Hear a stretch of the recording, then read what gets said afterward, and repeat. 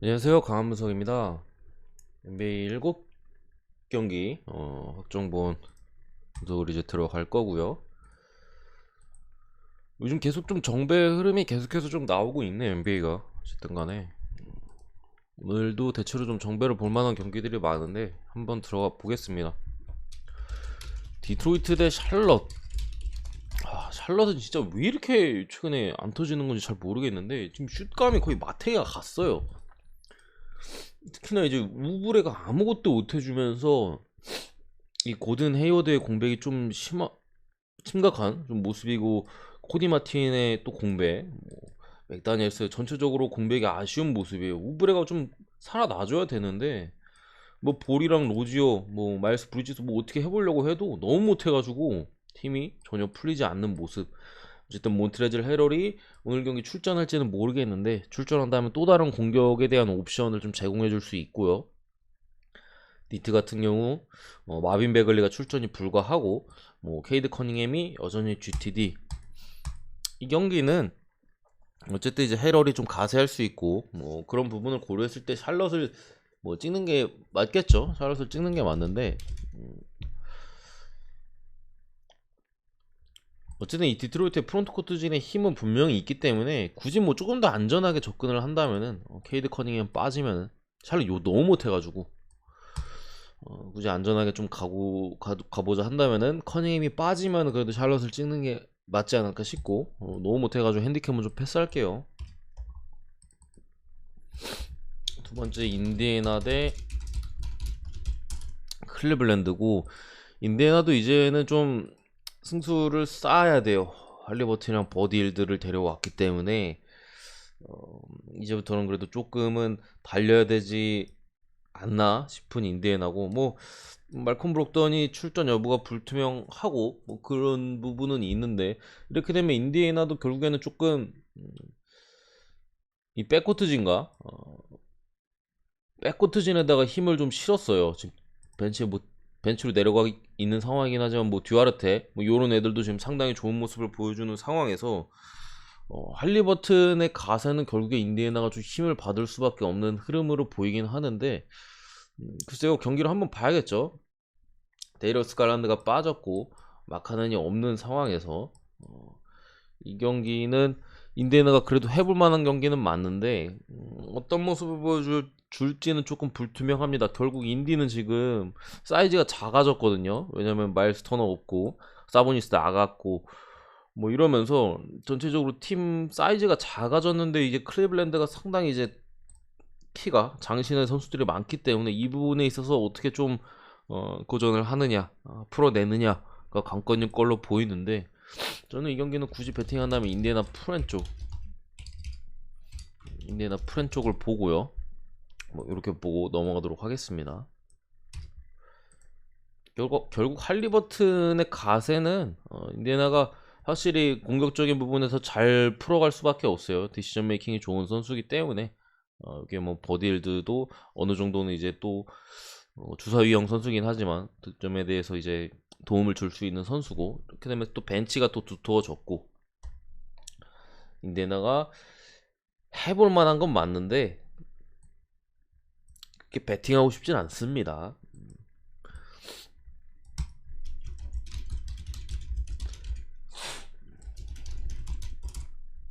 필라델피아도 오클라호마, 오늘 같은 경우 이제 제임스 하든이 못 나옵니다. 하든이 빠지게 됐고, 뭐 이전에 필라델피아 뭐그 정도로 나오지 싶은데 어쨌든 뭐 공백은 있잖아요. 세스커리도 없고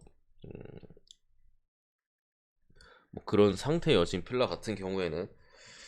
그래가지고 이게 당장 오늘 경기에서 필라델피아가 그 하든 트레이드 뭐 이런 영향은 없어요.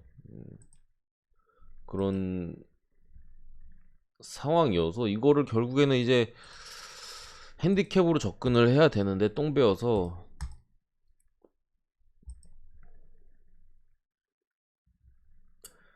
근데 저는 사실 이게 OKC가 어쨌든 전력이 너무 약해가지고, 세스커리 같은 경우에도 지난 최근 경기 있어서 필라델피아에 도움이 아예 안 되는 모습이 있었고, 뭐 그런 모습을 보여줬던 걸 감안했을 때는 굳이 따진다면은 필라델피아 마인 쪽에 조금 더 메리트가 있지 않을까 싶어요. 어쨌든 간에 지금 오클라호마의 백코트진은 상당히 지금 약한 모습이고, 그나마 뭔가를 해줘야 될 이 프론트 코트진.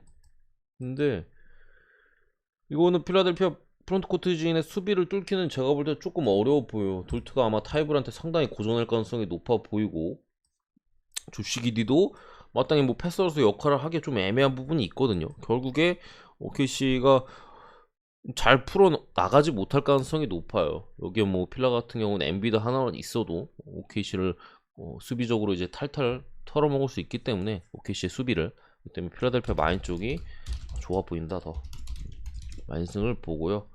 206.5 기준 언더 봅니다. OKC가 90점은 넘기기 힘들어 보여, 제가 볼 때는. 네 번째 경기 애틀란타 대 샌안토니오. 샌안토니오는 일단 거의 뭐 탱킹 모드로 바뀌었어요. 물론 막 주전 라인업만 보면은 뭐가 바뀌었지? 데빈 바셀 하네, 데릭 화이트 하나 빠졌는데 싶을 수 있겠는데, 지금 일단 데려온 랭포드나 뭐 조시 리차드슨 출전 불가하고요. 추가로 뭐 누구야, 데릭 화이트가 또 나갔고, 테디어스 형도 나갔고 물론 영 같은 경우 뭐 가끔씩은 좀 주요 로테이션에 들지는 않았었지만, 어쨌든 데릭 화이트가 지금 특히나 애틀란타를 상대로 데릭 화이트가 빠진 건 상당히 커요. 기본적으로 수비가 엄청 좋은 이제 슈팅 가드 포지션의 선수인데, 이렇게 되면은 뭐 트레이형이나 케빈 허더가 경기하기 훨씬 편해지고, 가뜩이나 세나는 지금 3, 4번 수비가 안 돼요. 근데 여기 뭐 존 콜린스랑 디안드레 헌터 있기 때문에, 이거는 샌안토니오가 제 생각에는 세나는 수비가 개털릴 가능성이 높습니다. 그래가지고 일단 8.5 마인을 보고요. 애틀란타 공격 효율이 엄청나게 좋을 확률이 높아요. 거의 뭐 공격하는 족족 득점할 확률이 높고, 그렇게 되다 보니까 역시나 오바 쪽인데 기준점이 조금은 올랐어요. 해외 같은 게 233이거든요. 233.5까지. 이 경기는 뭐 핸디고 언업이고 둘 다 좀 가져가 볼만 하지 않을까, 뭐 이렇게 생각을 합니다. 특히나 뭐 벤치 쪽에 지금 딱히 누수도 없는 애틀란타고 좀 탈탈 털 걸로 보여요, 제가 볼 때는. 다섯 번째로 보스턴 대 덴버인데, 경기는 뭐 일단은 덴버는 뭐 크게 문제가 없는 모습인데, 어쨌든 지금 본스 아일랜드가 이렇게 올라와 있어요. 몬테모리스가 일단은 뭐 아웃이 떴고 이러다 보니까 뭐 이렇게 나올지는 모르겠는데, 사실 본스 아일랜드가 일단 올라와 있는 뭐 오스틴 리버스나 뭐 이런 선수들이 더 나오지 않을까 싶은데, 캄파조나 일단은 뭐 이런 모습이어서 라인업 쪽으로 좀 불투명함이 있고, 보스턴은 타이스랑 데릭 화이트,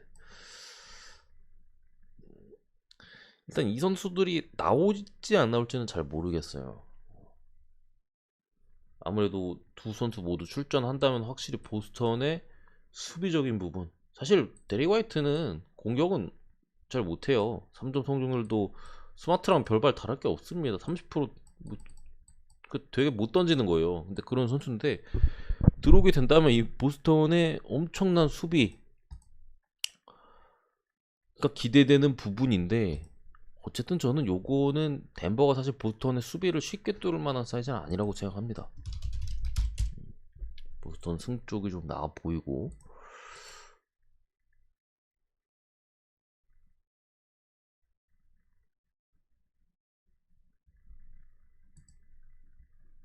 죄송합니다. 소음 좀 문제가 있어가지고. 어쨌든 보스턴 승 쪽이 좀 나아 보이고, 어누바 같은 경우는 언더 쪽이 조금 더 낫다고 저는 생각합니다. 218.5 정도가 잡히지 싶은데 언더 쪽이 좀 나은 것 같고, 핸디는 그러다 보니까 이 기준점이 조금 떨어졌어요. 4.5 정도에서 한 6 정도까지 떨어졌는데, 저는 별반 크게 차이가 없다고 보고 보스턴 마인슨까지 보도록 하겠습니다. 당연히 뭐 데릭 화이트나 데니얼 타이스가 뛰는 게 보스턴 입장에선 더 좋을 수 있겠고, 뭐 그런 상황입니다. 근데 어쨌든 보스턴은 마인 찍기는 조금 부담스러운 부분은 분명히 있어요. 벤치 쪽에 이제 조시 리차드슨이 떠났기 때문에 벤치 스코어의 역할을 해줄 선수가 이제 많지는 않거든요. 뭐 데니 슈러더도 일단은 뭐 너무 못하긴 했지만 없고 뭐 그런 상황이라 타이스랑 화이트가 만약에 빠진다 하면은 핸디캡 조건은 조금은 어려울 수 있다 이렇게 보입니다. 다음 경기로 6번째로 시카고 대 미네소타. 이건 언어바가 239.5였거든요. 근데 지금 241.5예요. 와. 일단은 양팀 모두 GTD가 상당히 많이 떠있는 모습이고 계속 뜨네 얘네는 GTD가. 그리고 시카고도 지난 경기 빠져 있었던 도순모가 GTD, 부세비치 GTD 뭐 이런 모습이에요. 근데 이런 경기는 저는 뭐 찍기 쉽지 않다고 생각합니다. 일단 GTD가 너무 많아요. 그리고 더군다나 이게 뭐 일찍 펼쳐지는 경기도 아니고 뒤늦게 펼쳐지는 경기들이어서 GTD가 너무 많기도 하고, 굳이 이 경기를 뭐 또 배팅을 한다면은 저는 그래도 라빈드로잔 멀쩡한 부세비치 출전 가능성 높잖아요. 이런 상황에서 도순무가 빠진다 하더라도 미네소타가 수비적으로는 좀 어려움을 겪을 가능성이 높고, 그런 부분을 고려했을 때 시카고 쪽을 보고요. 언어반 이거 만약 241.5로 바뀌면 저는 그냥 언더 치는 게 낫다 생각합니다. 이거는 진짜 내내 달려야 되는데 언더 치는 게 나은데 안 찍을 것 같습니다. 언더는 이 두 팀은 이제 쿼터 일단 뭐 70점 찍어도 전혀 이상하지 않기 때문에 현재 흐름상 그렇기 때문에 뭐 언더를 보긴 너무 높아서 언더를 보긴 하는데 배팅하기엔 조금 부담스러운 부분이 있다 이렇게 생각합니다. 얘네 맨날 이렇게 많이 걸리냐 미네소타는 좀 이해할 수가 없는데 어쨌든 그런 상태고, 유타 같은 경우에는 일단 고베어가 또 복귀할 수 있는 부분이 있겠고, 올랜도는 제일런 삭스가 GTD긴 하지만 출전 가능성이 일단 높습니다. 요거는 고베어까지 돌아온다면 사실 올랜도가 어떤 반전을 이뤄내기는 좀 저는 많이 힘들다고 생각합니다. 고베어까지 만약에 돌아온다면 유타가 쉽게 좀 점수차를 많이 벌리면서 가져갈 가능성이 좀 높아 보이는데, 일단은 출전 여부가 좀 애매한 상황인 것도 있고 몸 상태가 어떨지 모르는 부분까지 좀 고려했을 때는 이게 해외는 13.5거든요 국내는 11.5고 저는 13.5면은 올랜도 쪽이 낫다고 생각합니다. 뒷점이 너무 높다. 만약에 고베어가 나온다면은 패스를 하거나 뭐 마인도 찍어볼 수 있다고 생각합니다.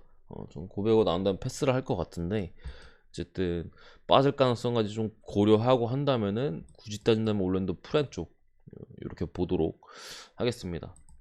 어쨌든 NBA가 최근에 오히려 그냥 좋아 보이는 거 많이 찍으면 웬만하면 들어오는 흐름이에요. 계속 지금 며칠째 계속 그러고 있거든요. 근데 오늘도 충분히 그런 경기가 있어요. 그래가지고 그런 거를 또 잡아보는 게 어떨까 뭐 싶기도 하고, 아무튼 뭐 그런 느낌이고요. 흐름이 팍팍 바뀌네 NBA는. 뭐 옛날에 제일 좋아 보이는 마인은 무조건 터졌거든요. 한 뭐 불과 3주 전만 해도 제일 좋아 보이는 마인 가면 그냥 무조건 부러졌어요. 근데 12월 달도 그렇고 1월 달도 그렇고 그랬었는데, 최근에 또 제일 좋아 보이는 마인이 그냥 푸근하게 들어옵니다. 흐름이 어쨌든 또 그렇게 바뀌었고, 오늘 이제 저녁에 해외 축구 경기 많고 뭐 한데 잘 준비해가지고 이따가 라방으로 저녁 때 또 뵙도록 하겠습니다. 구독과 좋아요 한 번씩 부탁드리고 감사합니다.